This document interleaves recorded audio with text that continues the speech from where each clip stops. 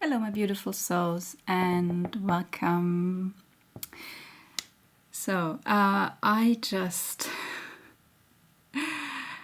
uploaded another video about feminine rage and how there is a lot coming to the surface for a feminine collective who experienced what it means to be raised and born and raised as a woman in our societies, and also all the generational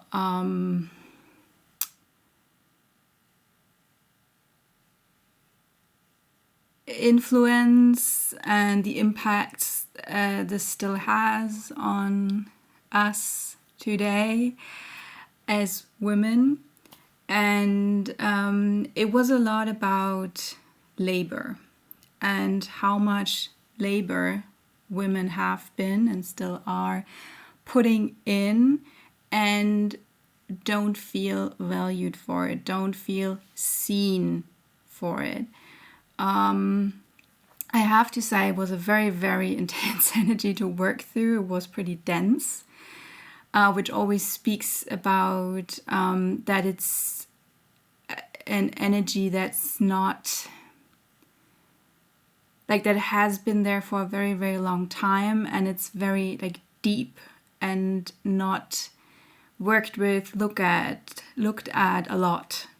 So I feel like I've been stirring in the pot a bit, loosening up the energies a little bit.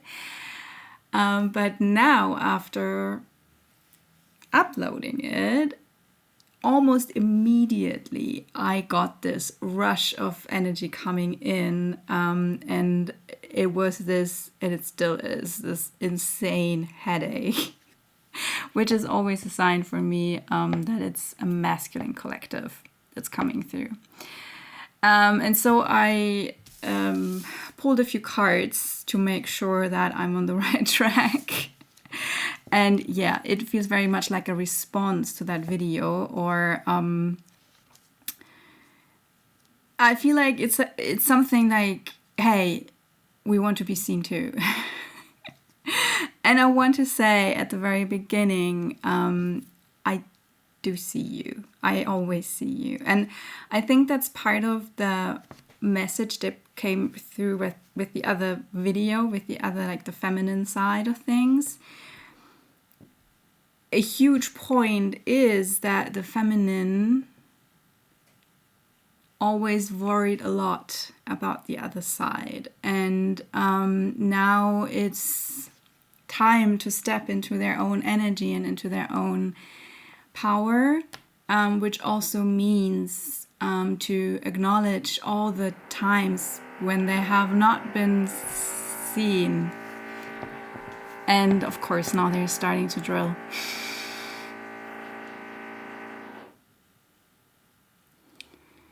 That has been going on the whole morning. I thought they stopped.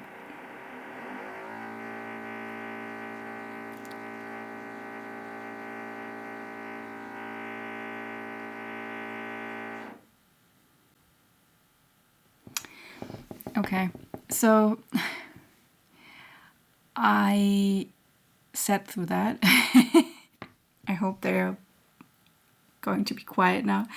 But actually, I feel like there was a message in there.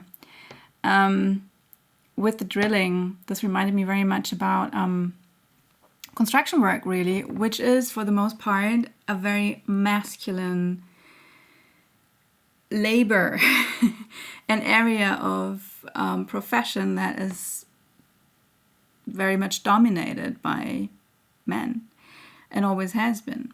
So yeah, I do get like there is this need for justice in here, and this, hey, we want to be seen too, and that there is also like the side of there is a lot of labor on both sides. It's just a different kind of labor. Nonetheless, I want to say, like, for one, I'm a channel, I'm a reader. I'm tuning in all kinds of energies, and I'm also always tuning in both sides.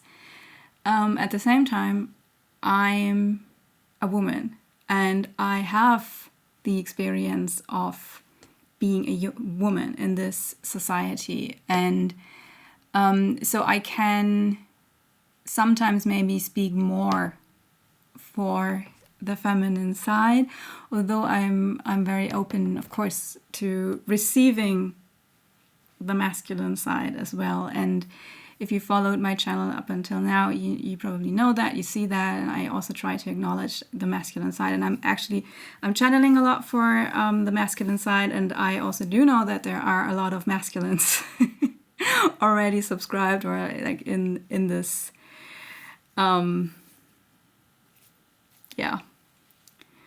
our field here. So I hope you do feel seen. Just wanted to put that out there. And for me, it's also very important that this is never about, like those gender wars but men do this and women do this. And first of all, there's never like all men or all women, but of course there are like general experiences that we have growing up in the world that we are living in. And this is a huge part of what we are doing, as like the spiritual work we are putting in is working through those topics, and yes, releasing a lot of those things, but at the same time also acknowledging the reality of the experiences that we have as humans on this earth.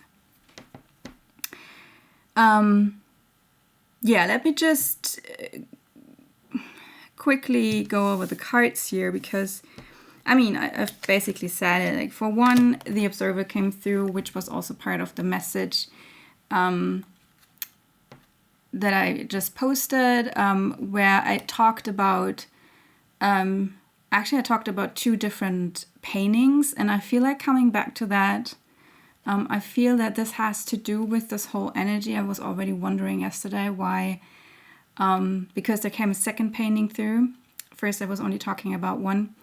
And I feel like this is important today. And in both paintings, and that's interesting, it's very much about the observer in the painting, like the position of the observer in the painting. And I'm going to come back to that. I feel like I will. So then there's like this thing about exchanging gifts and co-create. Please focus. The exchanging gifts card came also out in the reading, instead reading, and it was about like how the feminine is feeling like she's giving, and the gifts she's offering is not, they are not received, or they are not reciprocated.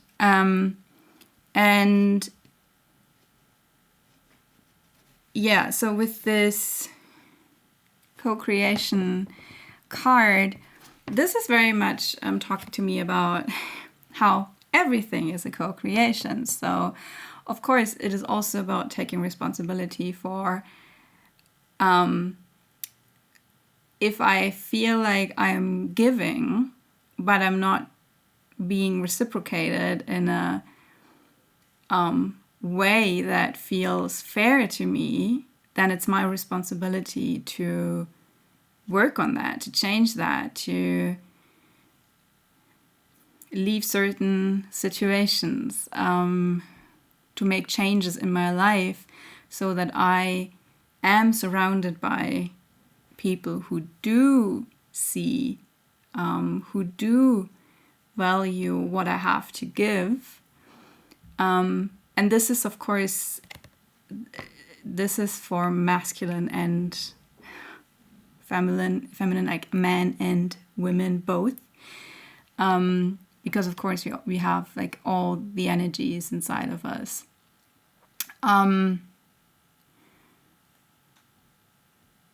So yeah, and there's something I also recognized in hindsight, because I was also talking about a song in that message, and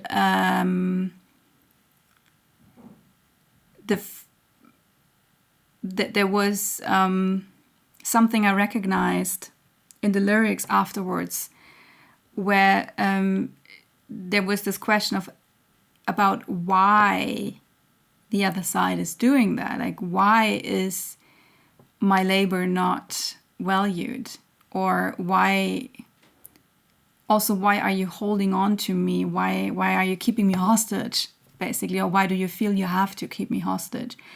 And I wrote in a comment to look into that, and that I feel like that the why is actually a key. Like, if we see the why of the other side, why the other side feels the need to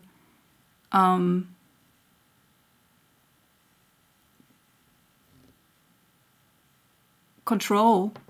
I hear control, because this is a lot about control. So basically it's about like trying to understand the other side and trying to see like the pain on the other side as well. Of course, it is always like, before you can see the other side, you first have to acknowledge your own side. You have to acknowledge your own pain and your own anger and all of that. And with like working through that, you can then in the next step, in order to let go, because that was the question, like, why are you holding on so tight on the rope? It was about like she feels like she's hanging on like a rope, and the other person is holding on to that rope.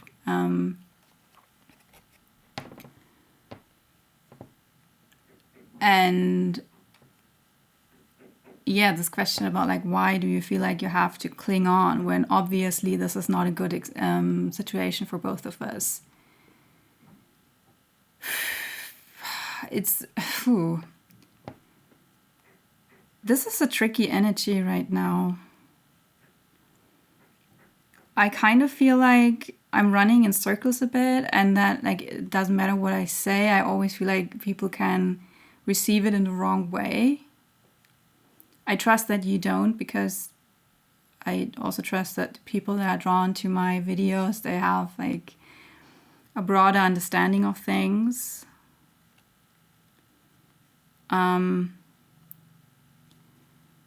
But I feel, yeah, I mean, I guess that's part of the energy that's coming through. Not I guess, there's some uncertainty in here. Like, I know this is part of the energy that's coming through. This feeling of maybe it doesn't really matter what I say. Like, everything I say can be misinterpreted or misunderstood. So there's this control bit coming in. The last card I pulled before this reading is Message in a Bottle. Yeah, and there is this thing about like not being like not a direct communicator, but there's this hope that you might understand, like that the other side understands nonetheless.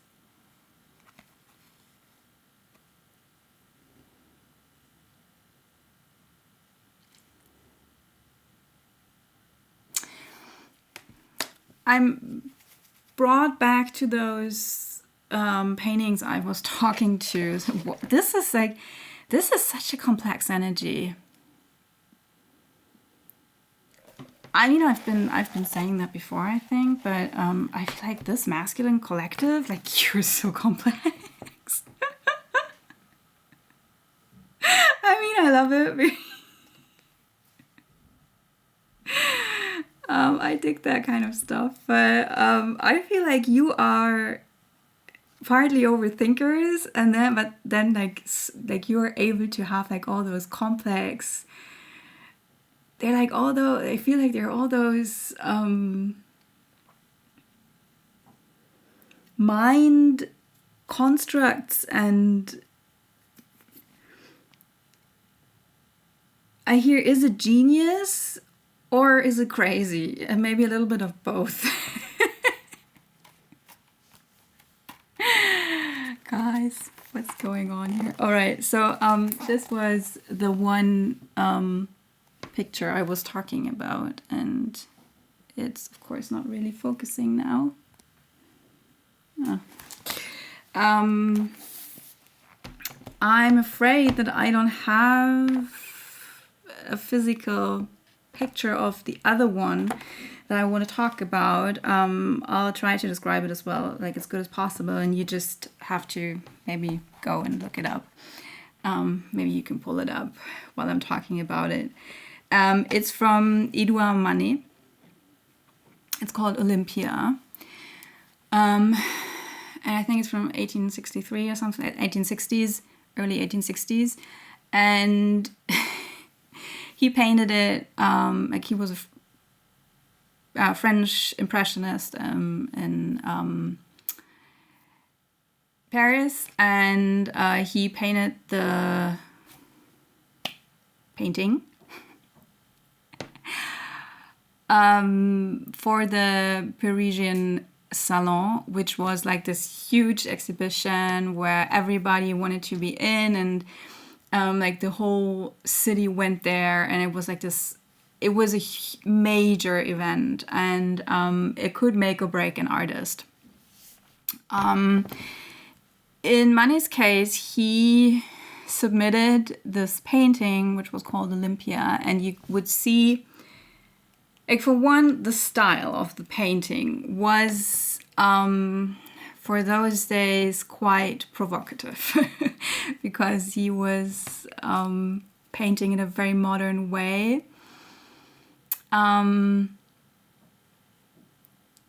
He was one of those who, like, he was forging, one of those painters that forged a path for the modern era.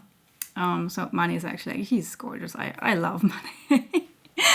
Anyways, so that was like the first thing that the broader audience didn't like about his paintings in general. And then he had the audacity to depict a completely naked woman, which was not something like that was done a lot, but it was always done in certain contexts. It was always like mythical contexts.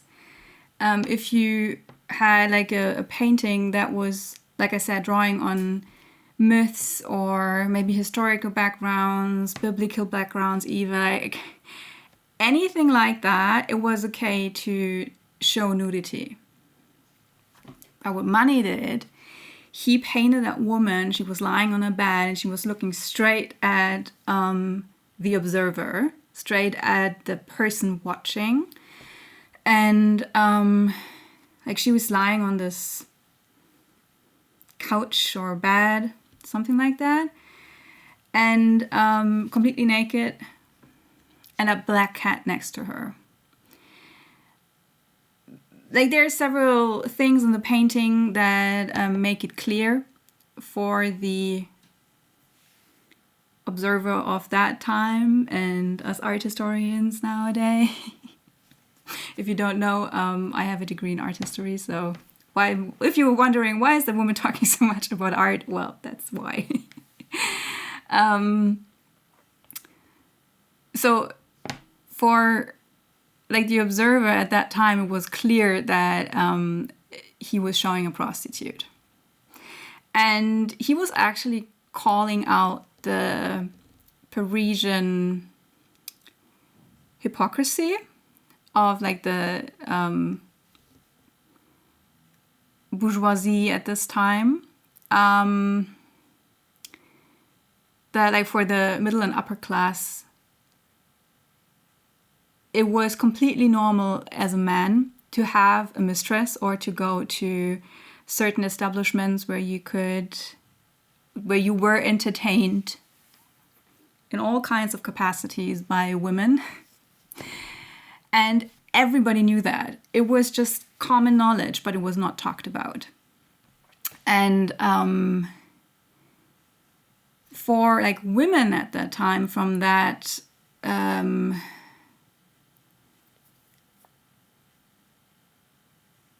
social, come on, oh.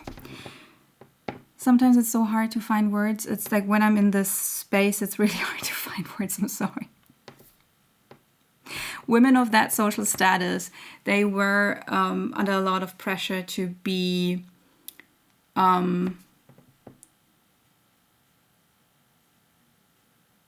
not like that. They had to be dressed in a certain way.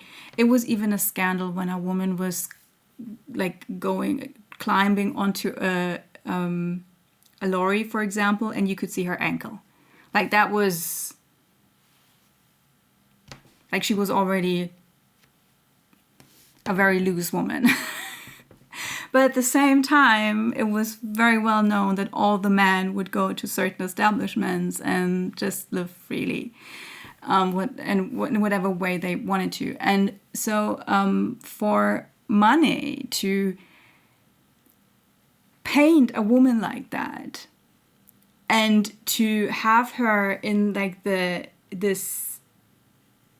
the salon where people would come and gather, and like it was a family event, like the whole society was there, and to do that was like really a slap in the face. And there were like, it was a huge scandal, and people were so incredibly triggered by that. So that he even had to leave town for a year or so, I think. His very good friend was Zola, the writer. And for example, the novel Nana by Zola is it's a great novel. And it's about like a woman like that.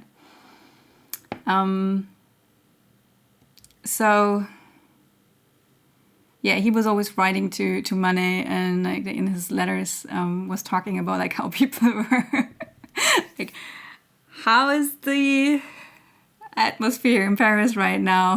What do people think about him? Is it safe to come back? Anyway, so what is interesting in that painting is that this woman, Olympia, she is looking straight at the observer, because in all the other paintings, like I talked about, like those mythical topics and things, like you would never find, like a woman could be completely naked, but she would never look at you like that. She would not look at you in the eye and say like, I see you. And this is a huge part why people were so uncomfortable, even to the point where somebody actually attacked the painting and they had to hang it like really, really high so that nobody could reach it. I think they also had a huge problem finding a buyer for that one. Nowadays, if you want to see it, it's in the Musée d'Orsay in Paris. And it's gorgeous. It's really worth looking at it. All right. So this is interesting, right? Because I was also talking about the observer in this painting, where it seems way more technical. Like here she's also looking at the observer, but she's not provocative or anything. She's kind of not interested really.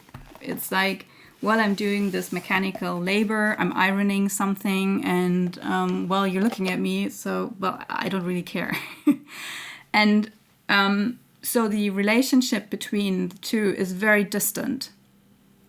There's also this table between the observer and the woman. And this is also something that is different in the Manet painting. There is no barrier. There's nothing between the observer and the woman. And I feel like this is so interesting with the observer card coming out. And I was actually looking at, like, talking about that yesterday with the Olympia. I was like, why is it coming up? And I was talking a lot about the black cat in there. If you're interested, just go and check out the other video. But yeah, the black cat as the symbol of, for one, it was a symbol of, for witches very long, but in that context also of like the fallen woman, like the bad woman, a woman, an outcast basically, existing outside of society, but at the same time society was using her. Same with witches, like they were, the people came to them, people, mostly they were like medicine women or usually women of some knowledge, and people would come to them for advice, and then they were accused of witchcraft or something like that. So there is this topic in there of like the exchanging gifts, the giving of like what the feminine had to give, the feminine wisdom that was given. Or in the case of Olympia, actually like the feminine body, the feminine sexuality that was given and used.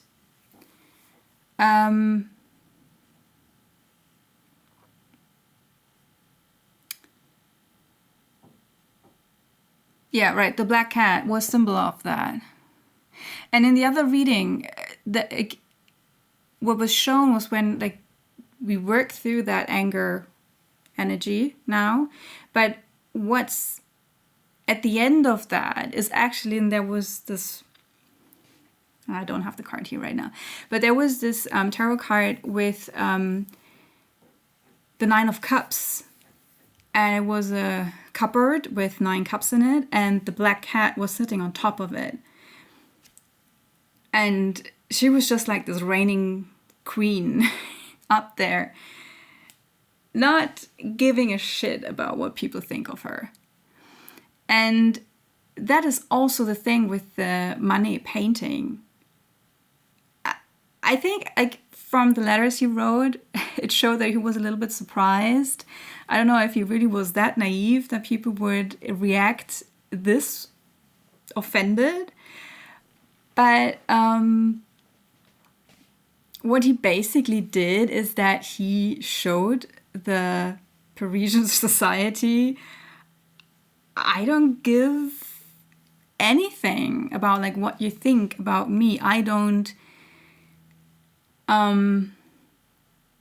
adhere to social standards, to the niceties, to what society expects of me, what they think is proper. He just painted what he felt was true for him. And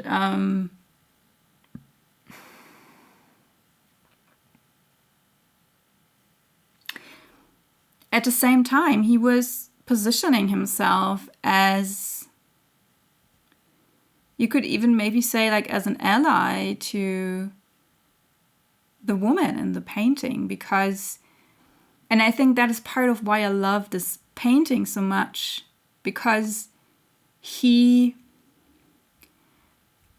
actually gave her like the stage. He didn't try to make her something that she's not.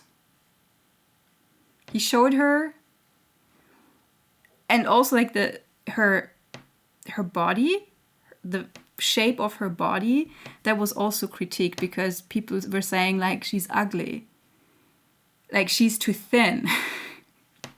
Kind of funny nowadays when you hear that, like, because at that point in time, people like it was like women were usually depicted like as with more curvy and all of that stuff. She was like he was even drawing like some pretty harsh edges in there. They were saying like she's ugly. Why do you paint something like that? Nobody wants to see that. But he didn't make her anything other than what she actually was, and he did not perceive her as ugly.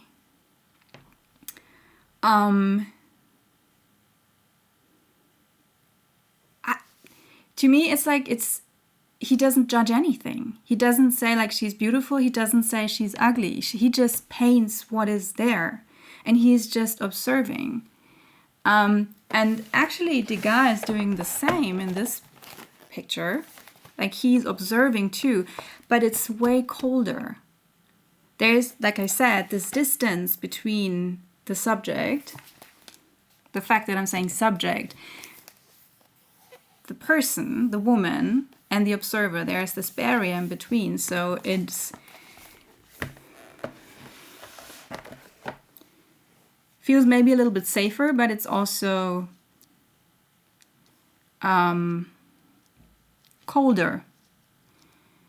And Manet, which is 6 years before that painting actually, he's not only making a comment, let's put it that way, on Parisian society and the habits people had, pointing out the hypocrisy. Although I'm actually not too sure, like I said, it's been a while since a really long while since I studied the painting like in depth. I know that he was actually very much making comments on like new technologies emerging, like photography. So he actually like the style he painted his picture in, like the painting in, was very much referring to, well, now that we have photography, like art has to be something different because it's not so much about painting something in a very realistic way because we have photography now, but it's more about like finding our own voice in art, because there were many painters who were actually afraid that art would become obsolete with the invention and the rise of photography. So this was actually like a huge part of his idea behind this painting, but at the same time, I just cannot believe that he painted that scene without thinking that this would not stir some emotions in some people. But yeah, he's actually an ally for Olympia, because he's not judging her. But at the same time, he's also not trying to make her something she's not. And he is seeing the labor that she is doing, and he's also not judging her for the kind of work she's doing.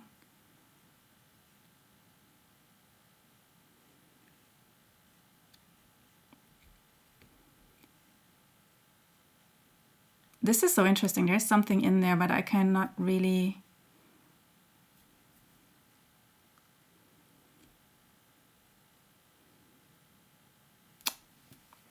Well, I don't feel like... Yeah, I think that's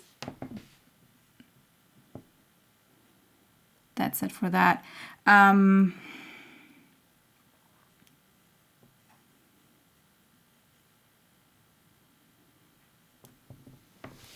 Not not sure if there's more to say. This is so weird. This is actually more like a... It was more like an art history lecture than a reading, honestly.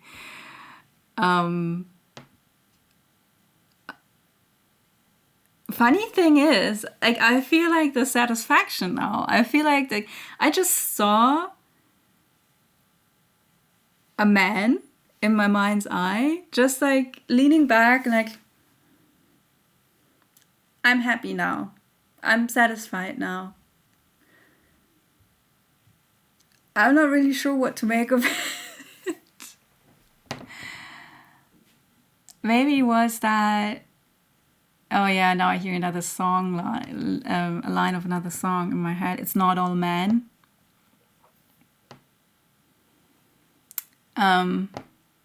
Yeah, the song is called It's Not All Men. And it's also about like women feeling insecure, like having experienced harassment or whatever from men. And then in the chorus, she's singing like, we all know it's not all men, but it's some of them. So I feel like this is an acknowledgement to, yes, we know it's not all men, and we see you. We know that there are great men out there, and you are also working on that kind of stuff, and we are all in this together. And I think it's beautiful that we are able to hold space for both sides, for the rage that came through yesterday and this side, whatever that was.